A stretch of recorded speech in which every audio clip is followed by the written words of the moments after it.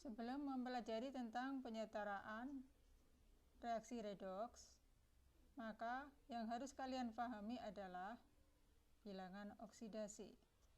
Jadi konsep bilangan oksidasi yang pernah kalian pelajari di kelas 10 perlu diingat kembali bagaimana aturan-aturan menentukan bilangan oksidasi dalam suatu unsur ataukah dalam suatu senyawa.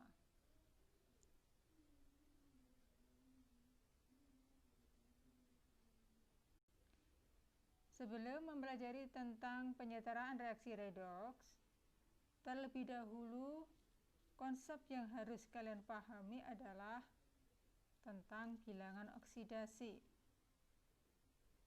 Bagaimana aturan-aturan dalam menentukan bilangan oksidasi suatu unsur, baik itu dalam bentuk unsur bebas ataukah dalam bentuk molekul atau senyawa maupun ion.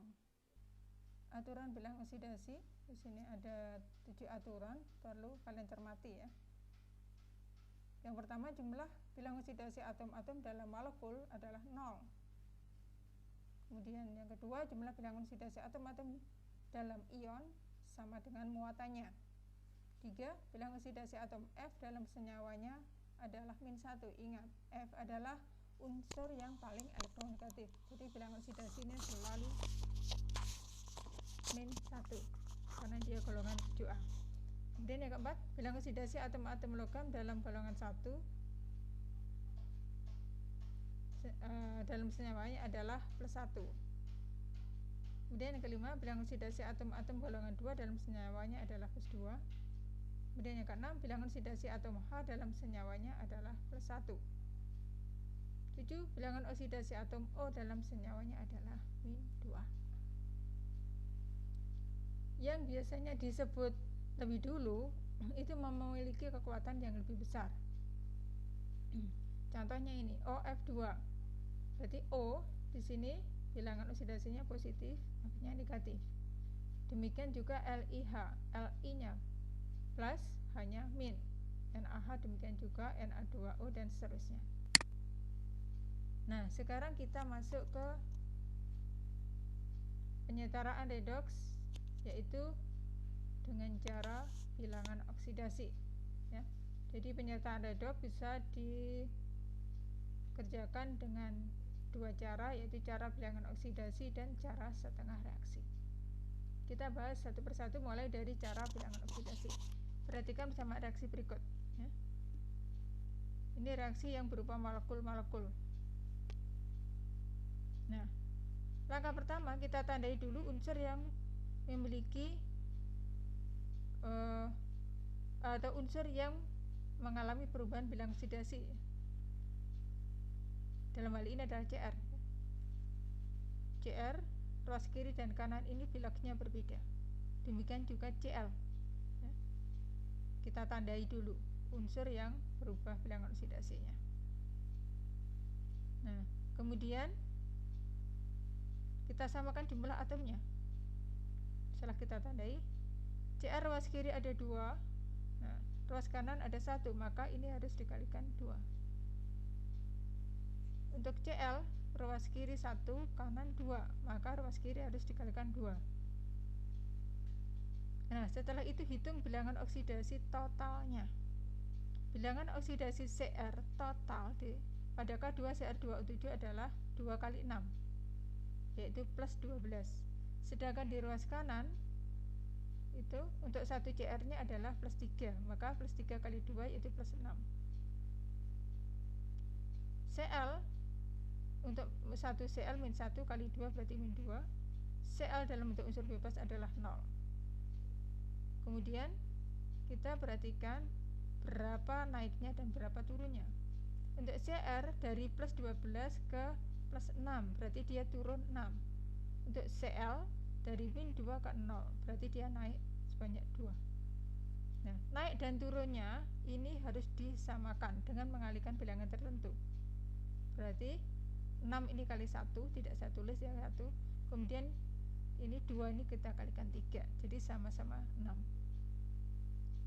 Jadi cari apa KPK-nya ya. Nah, kalau sudah sama naik dan turunnya, kemudian 3 faktor pengali 3 ini juga digunakan untuk mengalihkan molekul yang mengalami perubahan bilangan oksidasi, yaitu HCl dan Cl2. Jadi HCl ini tadi kan 2 dikalikan 3 jadi 6. Kemudian Cl ini 1 ya, tidak ditulis berarti 1. 1 kali 3 berarti 3. Sedangkan 6 ini kan kali 1, maka ini dikalikan 1, tidak ditulis kalau 1. Kemudian samakan jumlah atom K ya, kita lihat di sini. K di ruas kiri 2. Nah, di ruas kanan, nah ini ya, sebelumnya kan ini ya. K ruas kiri 2, di sebelah kanan 1. Maka ruas kanan harus dikalikan 2. Setelah itu samakan jumlah atom Cl. Perhatikan Cl ruas kiri 2, ruas kanan 6, 3 kali 2 ditambah 2 berarti 8 ya. 8 yang di sini. Sedangkan yang di sini, di sini yang kita lihat di sini ya, karena tadi sudah dikalikan ya. Cl ruas kiri 6, ruas kanan 2 kali 3 6 ditambah 2 berarti 8. Kemudian ditambah 6. 8 tambah 6 adalah 14. Maka ruas kanan Cl-nya juga harus 14, maka 6 ini diganti 14. Setelah itu, langkah selanjutnya adalah menyamakan jumlah atom H. Perhatikan, atom H ruas kiri 14, ruas kanan 2. Maka 2 harus dikalikan 7 agar sama dengan 14. Nah, kalau sudah, bagaimana dengan O? Jika H sudah disamakan, maka O otomatis sama. Reaksi sudah setara. Demikianlah tadi penyetaraan reaksi redoks dengan cara bilangan oksidasi. Semoga bermanfaat. Sekian, wassalamualaikum warahmatullahi wabarakatuh.